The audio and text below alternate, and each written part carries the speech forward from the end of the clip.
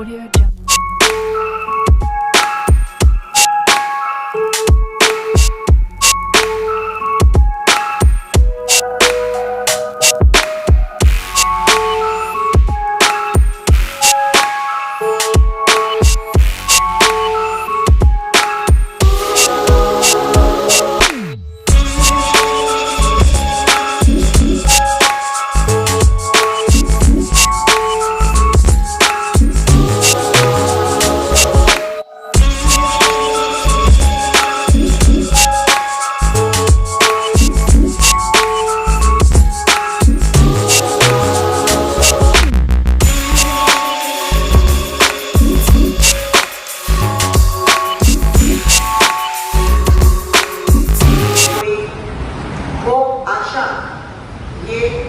रहेगी नहीं।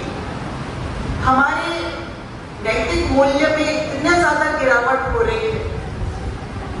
आजकल भ्रष्टाचार को हम एक नॉर्मल चीज समझकर स्वीकार कर रहे हैं और हर क्षेत्र में ये देखा जा रहा है। बात होती है कि भ्रष्टाचार ना हो, पूरे देश के जो सबसे बड़े नेता हैं वो भी कहते हैं कि भ्रष्टाचार मुक्त भारत हो चाहिए, लेकिन उनके पास भ्रष्टाचार की व्याख्या ये क्या है यही हमें समझ में नहीं आता। क्योंकि जब हम अपने जमीनी स्तर पर देखते हैं तो हमें जिंदगी के हर क्षेत्र में भ्रष्टाचार नजर आता है। किसी भी जगह आप चले जाओ, आज टक्केवारी के सिवा काम नहीं हो रहा।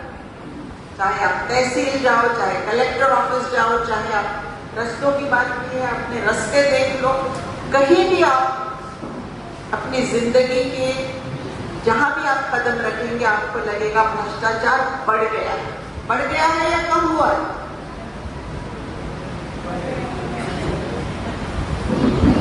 आपका क्या अनुभव है? आपको लगता है भ्रष्टाचार कम हो गया है? बढ़ रहा है। और भ्रष्टाचार के खिलाफ जो एक युद्ध होना चाहिए, जो मशीनरी होना चाहिए, एक युद्ध में कैसे बड़ी बड़ी मशीन बंदूकें इस्तेमाल करते हैं कि कोई बुराई को दूर कर दे, उसकी जगह वॉशिंग मशीन लाई गई।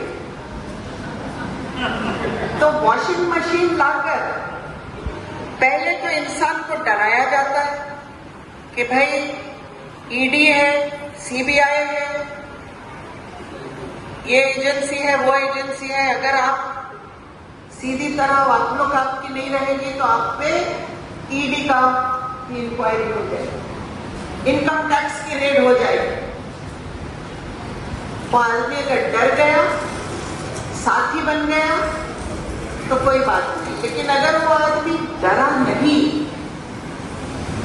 और अगर वो आदमी लालच में नहीं आया तो फिर वो जेल में चला जाता है कि वॉशिंग मशीन में आ गए। वॉशिंग मशीन में आप चले जाओ तो आप धुल के साफ पाक हो जाते हैं और आप भ्रष्टाचार मुक्त हो जाते हैं। अजमत जी, आपने रस्तों की बात की। अब परवनी में आते जाते सबसे ज्यादा तकलीफ रस्तों की किसी को होती होगी तो मुझे कुछ होती है, आपको भी होती है, क्योंकि हम लोग रोज जाते आते हैं रस्तों। कभी कभी लगता है कि वो हमारे हड्डियां भी सलामत रहेंगे कि नहीं, कि हम बहुत जल्दी चलने फिरने से भी महरूम हो जाएंगे, क्योंकि रास्ते में इतने बड़े बड़े गड्ढे हैं, कौन से दिन किसका एक्सीडेंट हो जाएगा कुछ पता नहीं। इसके लिए मैंने कई लेटर्स लिखे कि ये रोड कैसी बनी, इसका मुझे आप माहिती दो। आपने जो केंद्र सरकार ने बनाए हुए जो नॉर्म्स है उस हिसाब से रोड तैयार की है क्या? किसने सुपरवाइज किया है? कितने बार आप गए हैं? कितने बार इंस्पेक्शन हुआ है? अधिकारियों की जो जिम्मेदारी है उसके बारे में जब मैं माहिती मंगाती हूँ तो वो माहिती मुझे दी नहीं जाती। वो मेरा अधिकार है एक लोक प्रतिनिधि के हैसियत से कि मुझे माहिती दो तो मुझे पता चलेगा कि आपने क्या घोड़ किया है उसमें। क्योंकि जब कोई रोड खराब